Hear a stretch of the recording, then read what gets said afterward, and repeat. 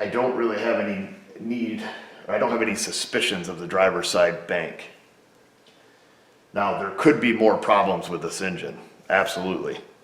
You know, be honest with that, there definitely could be, you know, like I said, this thing's an auction car. We don't know how it ran before, anything. But we do know is that we have 2 cylinders on this bank that have non-functioning exhaust valves. Exhaust valves are stuck shut, likely because of a bad, you know, cam filter's off. What I would suggest to the customer at this point is, you know, here's what we know. There's no sense in really going any further to do any more diagnosing, you know, doing leak downs and everything like that. What I would do is I'd pull that valve cover off and see what kind of damage is there. You know, it could be, I mean, this thing could be freaking nuked. You know, we have no idea. Hopefully the cam followers are just laying under the cover.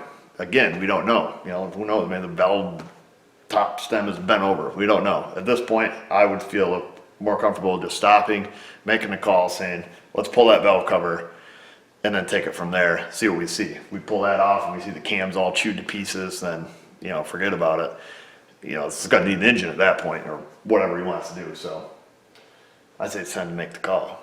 Well, I had a phone call come in, so you guys missed the process because I was on the phone the entire time. I was pulling the valve cover. Not too big a deal. Take the wiring harness out of the way and take the bolts out of the valve cover. That's pretty much it. However, it did reveal we did make the right call. There is the exhaust cam follower for the number 6, and there is the cam follower, exhaust cam follower, or rocker arm, whatever you want to call it, for the number 4 cylinder. So we made the right call. Now this engine, I expected it to see a lot dirtier on the inside. So the problem with these engines is the lifter assemblies. I don't know if we can pull this out. Lift that baby up and out of there. Don't drop it, fella. So these lifter assemblies, what happens is they fill up with schmutz, dirt, not dirt, but, you know, grit and, you know, just crappy oil. So this is the lash adjuster. So this is hydraulically charged, you know, through oil pressure to take up the valve lash, and they get a bunch of junk in them, and the inside of the, you know, lifter here, it sticks in its bore, creates a lot of valve lash and allows the lifter, or allows the rocker arm to fall off. Now we could take this one apart. I think on this style here, you have to damage them to take them apart, if I remember correctly. Just have a close look at it.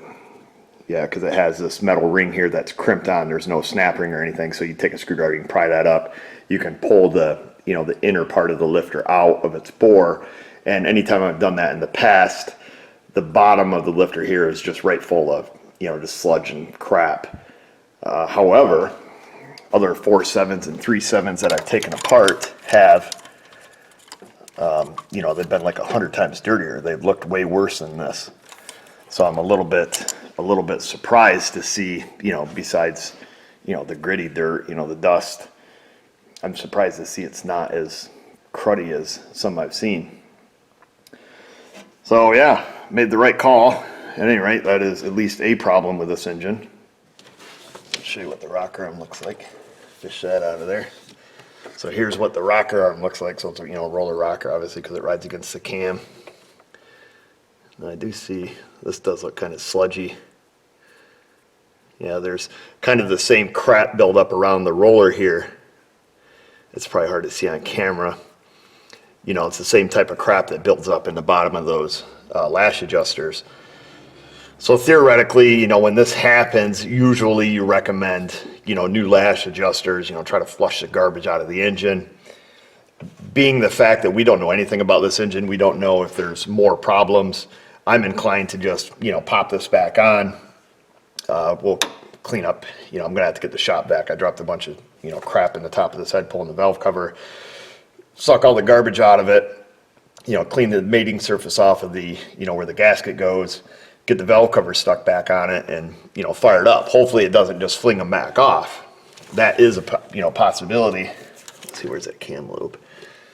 So you're gonna wanna turn your, if you got a weak stomach, turn your head for this next part.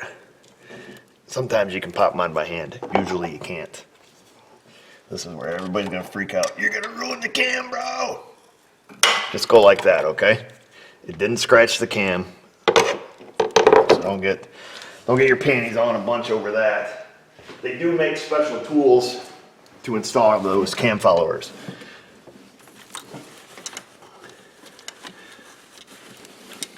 Now, I've already taken and I popped the rear one in already, so not a big deal.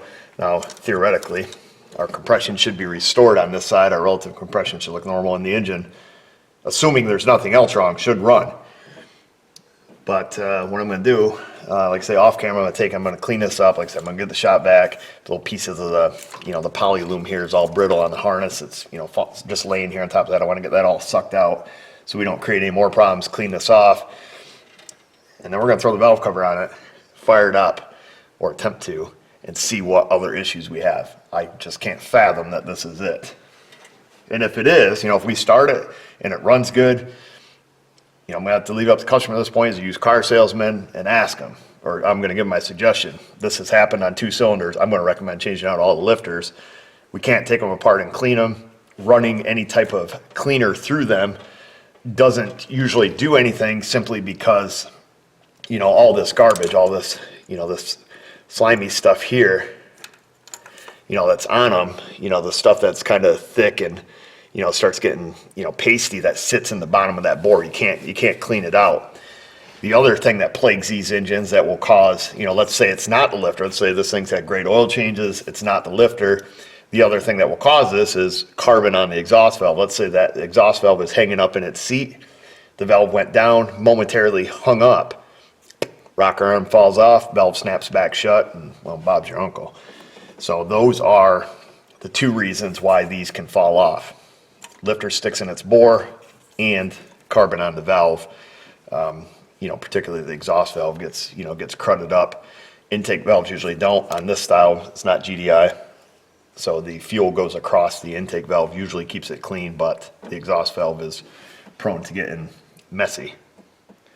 So the valve cover is on it, good enough to start it right now. I went through, I plugged coils back in, put the fuse back in the fuel pump, still got my coolant hoses zip tied back out of our way there. Because I don't know if the exhaust valve is going to hang up and it's just going to spit it off again. So I put it back together just enough. Everything is plugged in. Map sensor's got me a little worried because, like I said, it's just kind of wedged into the intake there. That's something that's going to have to be fixed. The only thing we have still unplugged is the intake air temp sensor, which should be floating around right here. Not too worried about that. I should set a code for it, not a big deal. Alright, cross your fingers and make sure my tailpipe thing's still on here. Yeah, we're still hooked up there. I should probably go wash my patties. Let's see. I'll let it prime the fuel pump a couple times here. Alright, place your bets. Oh, she runs rough. Come on, little fella.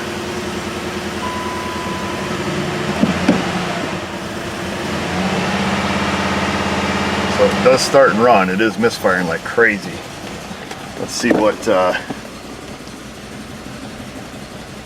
cylinder's misfiring. It's got a completely dead hole.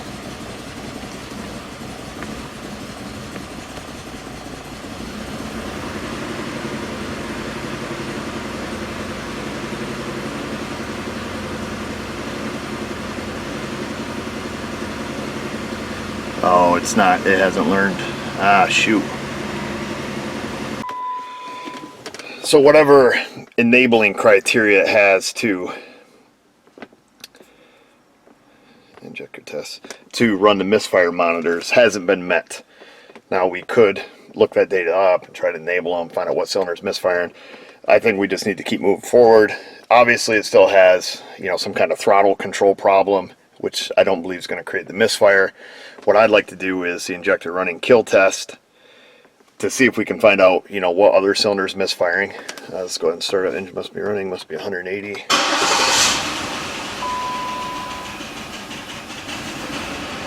I can't tell if it's 1 cylinder or 2 cylinders misfiring. I think just 1.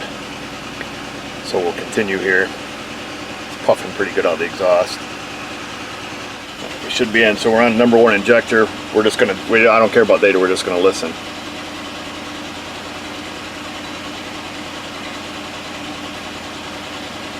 I didn't hear any change whatsoever. Injector 2.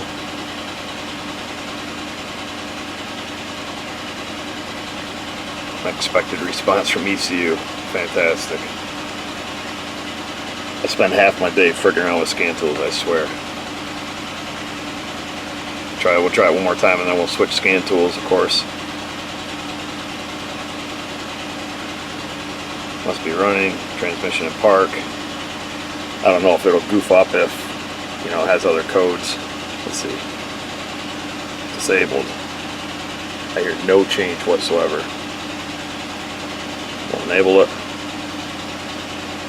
Change. We'll change injectors to number 2. Disable. Alright, that's it. Different scan tool. So I was waiting for the Altel to boot back up. I did go out under the hood and have a look at the electronic throttle control connector just to see. Sure as heck the connector is broken and was kind of cocked off and not plugged in all the way. So I plugged that in, and while I was out there I did, I can't talk and poke buttons at the same time. I don't know which one, active test, I don't know, system check. I did take the intake air temp sensor and plug it in the harness, just kind of remove some variables, you know, it's simple enough to do. There we go, injector kill test. Engine must be running in at temperature. Oh, that sounds better already, even with the throttle plugged in. Still definitely got a misfire, you can feel the whole car humping here. Let's see if this will work. Injectors 1 through 4. You gotta love this crap Chinese tools. What's the point? What's this? Where's our test, Altel? I did pick the vehicle out of the history. Let me just do one thing, just bear with me. I pulled it here out of the history from where we had it plugged in, which I've seen this tool have issues with, so let's just revent it. Where you back out, you go into the history, and now all of a sudden all the modules are missing. I think it's a glitch in their tool. Well, it feels like a single cylinder miss now. So it should rev up. Oh, baby! The old Jeep shall talk to us now. Alright, what do we want? Diagnose, control unit, powertrain, computer. Let her think. We'll go back into the special function there. Man, my hose out there is hot. System check. Smells like it's burning, actually. Injector kill. Let's see if this does anything different. If not, we'll go get another scan tool. How's that sound? Unfriggin' believable. This is a struggle, people. It's real. Time to go old school, even if we gotta cycle the key.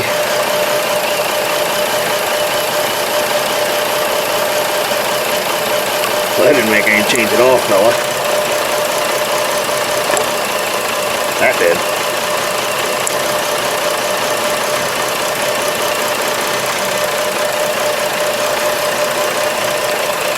That did too. Oh, and that actually turns the driver back on. That does not do anything. That does. I'll be darned. Well, the good news is we already know that the number 1 has a good coil driver because that's one that we had our light on.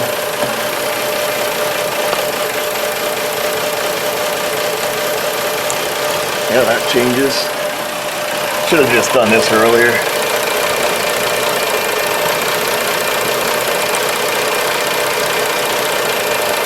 Yeah, that changes.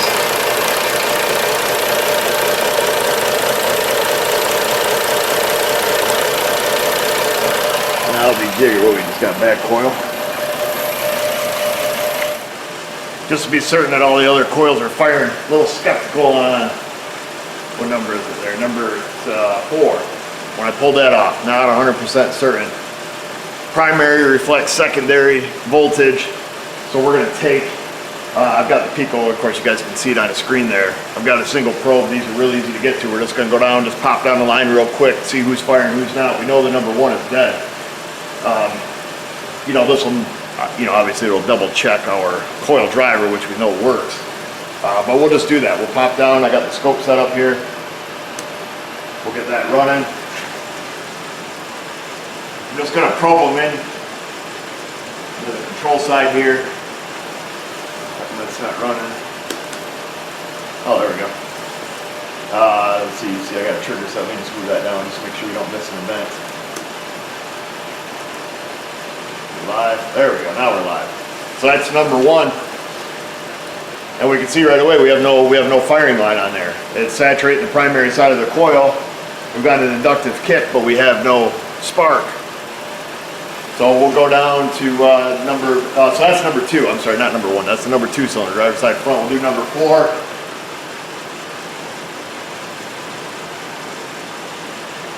There we go. That's number 4 cylinder. And it's kind of interesting. You see that little double fire vent that it's doing there occasionally? See if it does it again. I don't know if you guys remember that. There it was. That one Chrysler 3.6 we did. Had a bad ECM. And I believe it also had a bad coil that was doing the same thing. And then we fixed the bad coil, and then the problem went away.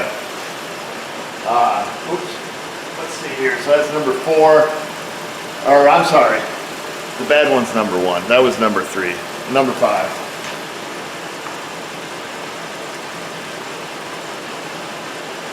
So that's number 5. Number 5's firing. And we'll start down the passenger side. I don't know what number this is. Number 2. That one's firing. There's number 4. That got a funny spark line on it. There we go. So that's number 4. And number 6. When I get to it.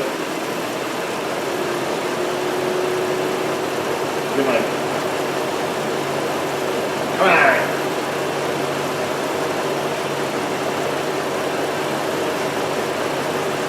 And there's number 6.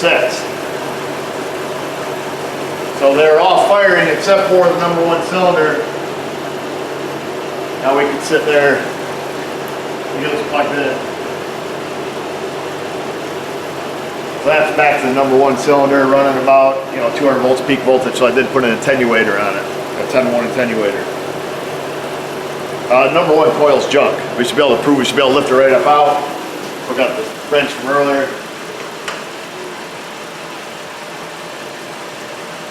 We'll keep watching the scope there. Nothing should change, or I wouldn't think. Right on the secondary side. There, coil's right up out of the head. No spark. It's not, spark outside the cylinder. We'd be able to see that. That coil's junk. Overall, it doesn't sound too awful bad though. This guy may have gotten lucky. It's too late. I don't know what time it is. 9:30. Yeah, it's too late. I've been screwing off too much. Needs a coil. We got to put a coil on it. That's another problem. And then take it from there.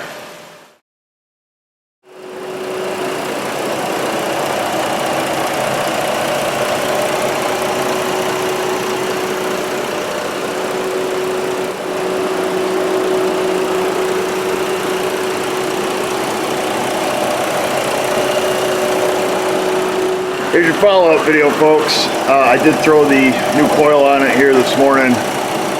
Put the air box stuff back on it.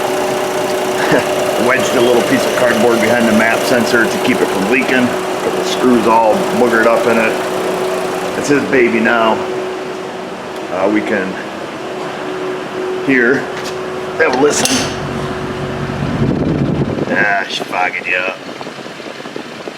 Listen to that 3.7 roar. Now everything's foggy. I'm in a big fog, man. There.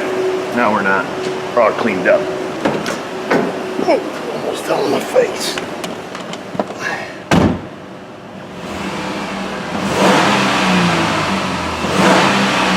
Oh, baby.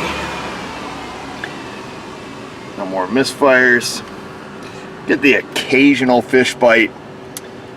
But given the circumstances, I'm not super surprised, but as a general rule, it just sits here, right around 0. I've put it in drive, power braked it. I'm happy with it. I'm done with it at this point. Let him figure out what he wants to do, and then that's it.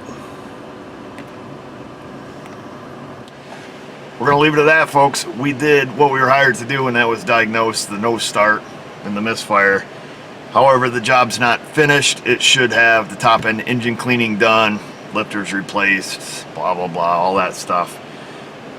I believe Chrysler has a lot of service bulletins on these also stating that, so I'll just advise the other shop to, you know, look into that. At this point they can make a decision what they want to do. I don't know if this thing's getting shipped back to the auction or what, but at this point I am done with it.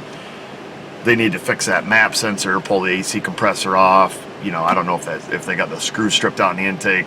I don't know. I do know enough to leave stuff alone though, so I'm gonna. And we're gonna keep moving. I've got appointments stacking up out there. Busy day, so I'm gonna get at it. Just wanted to give you guys this quick follow-up, let you know that she's running like a champ. Whole lot better than it did when it came in. We can give it that much. So we're gonna keep motoring. Find us where you can find us, socials, blah blah blah, Patreon, all that stuff. And just remember, viewers, if I can do it, you can do it. Thanks for watching.